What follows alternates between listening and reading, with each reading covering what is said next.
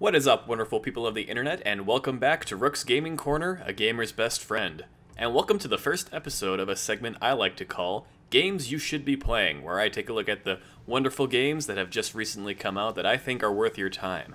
First up is Playdead's Inside, which, if you don't know who Playdead is, they are the same guys that did Limbo, which was the puzzle platformer starring a small child trapped in a horrible world that wanted them dead. And this is their new game, Inside, where you play as a red-shirted small child trapped in a horrible world that wants you dead. But yeah, so basically the main purpose of these episodes, so to speak, are to show you what games that I've been playing and have been really enjoying, showing you a little bit of the gameplay mechanics, a little bit of the story, not too much though to avoid spoilers, and just so you can come to a conclusion yourself if it's something that you would be interested in purchasing. Nope, and it's time to hide from the creepy men in white masks, so just hold on a sec. And okay, we're good. Now, I should be pointing out that I have played through this game twice now, so I have a pretty good understanding of the puzzles. So basically, what you'll be seeing is a rushed-through version, so you can see as much of the game as possible, and we don't get hung up on anything. But yeah, the puzzles I found weren't too difficult. There might be one or two that you might get caught up on, but not too bad. What really drives this game forward is, I feel, the mystery of the story that it's trying to tell, involving the red-shirted kid and these creepy fucking guards who are trying to chase him. And yep, okay, just got caught there because I am impatient. But yeah, basically, the gameplay is good. Everything feels very smooth and responsive, and the animations on the kid are very good, as well as these backgrounds. It's hard to tell right now because we're in a forest and a lot of it is dark and gray and kind of blotted out, but once we get out of here, there's much more color and brightness and detail that you can see in the background. And here we have the first and hardest puzzle in the entire game.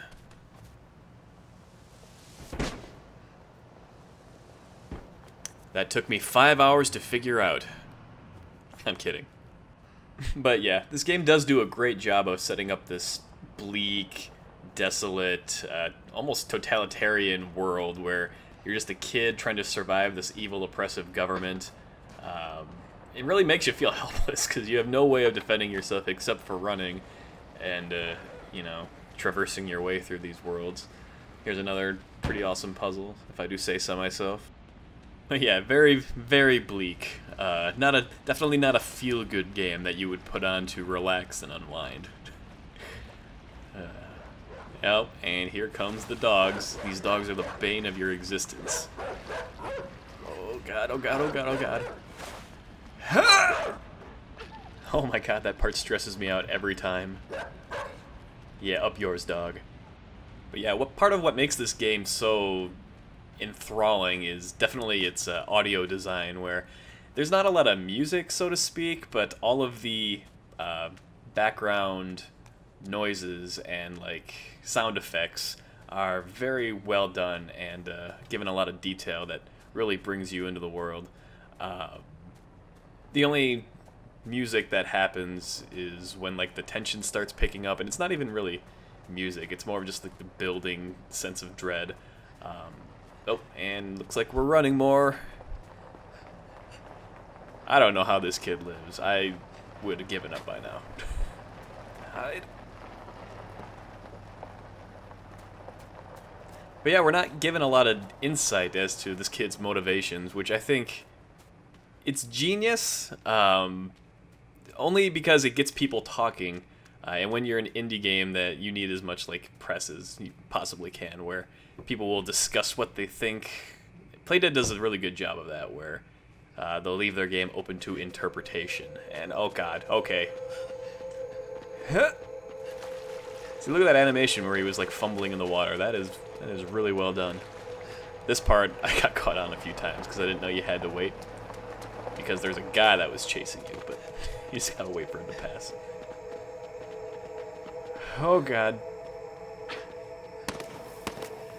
And they have Stormtrooper Syndrome, where they can't shoot a kid in a red shirt. By the way, red shirt, not the best when you're trying to hide. And more dogs. Oh, okay.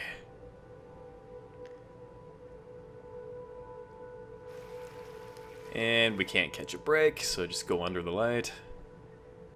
Oh yeah, by the way, if you go left down when you dive into this water, there's a little side area where you can do a little extra secret puzzle that if you do all of them, it unlocks a secret ending to the game. I won't be doing them in this playthrough because I want to show you guys as much of the game as possible, so I won't be wasting time doing that.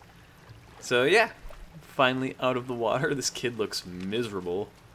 Oh yeah, notice the dead pigs on the ground there. That'll come into play later. And it's raining. What a horrible, horrible world to live in. I can't even... Could you imagine just going outside, looking at all this crap on the ground? I'd just go right back to sleep. And here we come to the cornfield section. It's the hardcore parkour. Yeah! And we're running through. There's actually a really well-hidden secret in this area. I'll show you where it is, just in case you're playing through and you want to see it.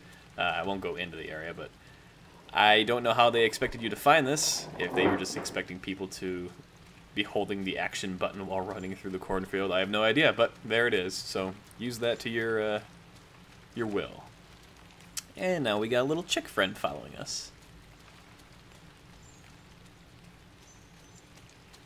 Soon I will amass an army of chicks, and we will take back this land.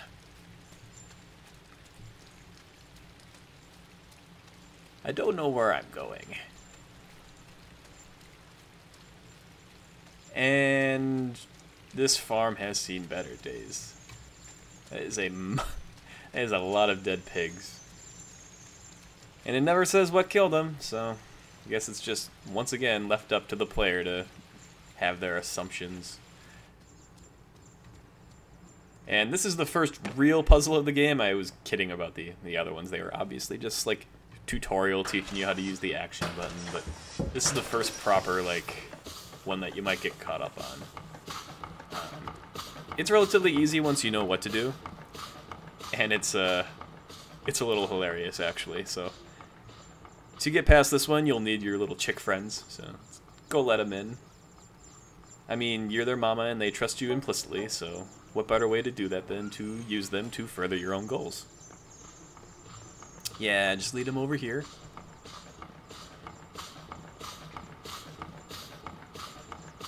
Come on. Let's go. Most of you already figured out what I'm about to do, and it's quite horrible. I'm not gonna lie. Alright, let's go, buddies!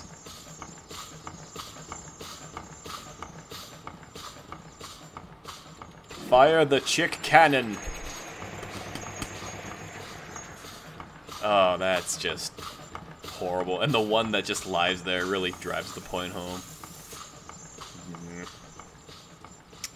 But we got up and out. That's all that matters, I guess. Man, will someone just get this kid an umbrella already? Jesus. Oh, and here we go, showing off our Assassin's Creed skills. Yeah! Dead. So dead. It's not exactly a pile of hay, you know. Those are dead bodies. Well, dead pig bodies, I think. Yeah, those are pigs. Still. The rest of the game would be you crawling along the ground on your shattered legs, so I can forgive them for that.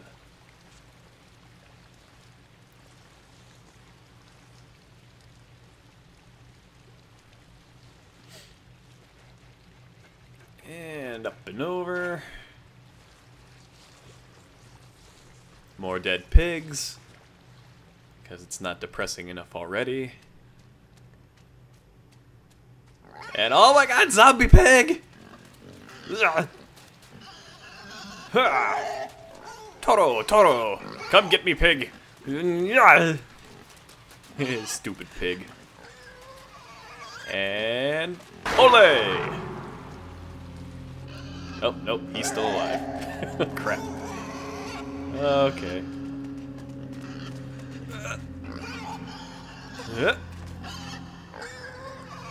And boom. And this is pretty nasty here. Just, oh god. So yeah, there's definitely some sort of parasite that are making the animals out of control, or some sort of mind control thing. It's never really hinted at, but I remember in Limbo there was also something that happened. So does that mean that this is like a sequel or a prequel? Once again, I don't know. And this is a pretty fun mechanic where you can have mind control powers of your own. I don't know about the logistics of it, but it's pretty cool nonetheless, and that's all that really matters. So this is how a lot of the puzzles are solved later on, where you're finding various ways to use your mind control thing from these panels to progress the kid's way through. And unfortunately, I can't take my pig friend with me, so this is where we say goodbye.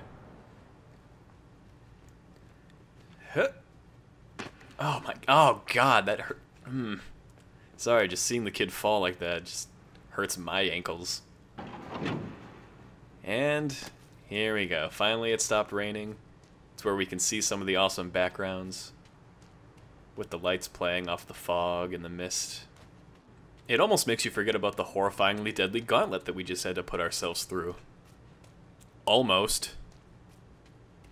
And here we see people being loaded onto the back of cars. Those are the same ones from the woods, I guess, if you didn't see before. I forgot to mention it. But yeah, definitely an oppressive government. I don't know how we escaped, or why they want to get us so bad, if not just because we got out. So yeah. Just gotta make our way right. Like every platformer ever. Make your way right.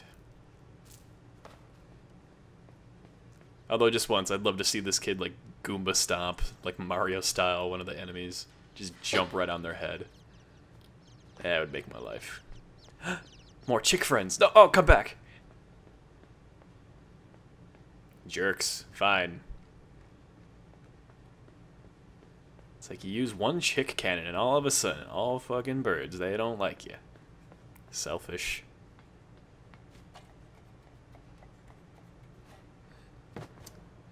Alright. And if it wasn't clear, we gotta push down that safe that was on the wall to further our way down. So, just gotta go up and over.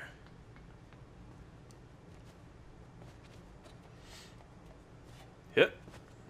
Hit.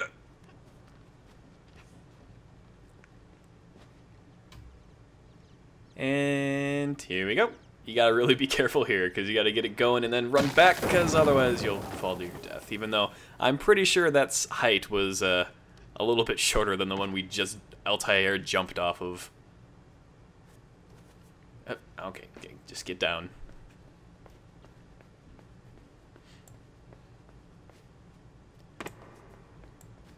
Alright. And see those yellow wires? A good rule of thumb to follow for finding the secrets of this game is if you see yellow wires, follow them. So if you saw down where I just dropped in, there's a little grate where you could go left. And then that'll lead you to another secret area. I just love his little walking on thin air thing. It's the one bit of enjoyment that I can get out of this.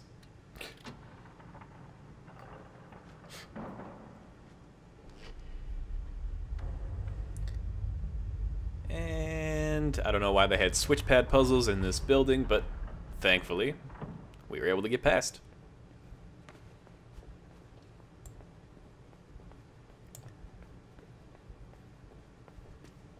Alright, up we go. What new horror awaits us next? Actually, I think this is where I'm going to end it, because it's been about 15 minutes, and that's the right amount of time where I think you guys might have a good idea of whether or not this is for you.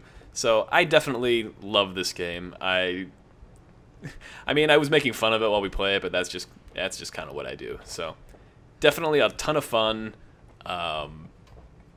There's a lot of replay. Well, there's not too much replay value, but it's worth going through. The ending is batshit insane, so I would recommend playing through just for that. And yeah, so I hope you guys enjoyed this sort of little experiment that I'm doing, where I don't really necessarily review games, I just kind of show you guys what I like. So there you go. Until next time, I'll see ya.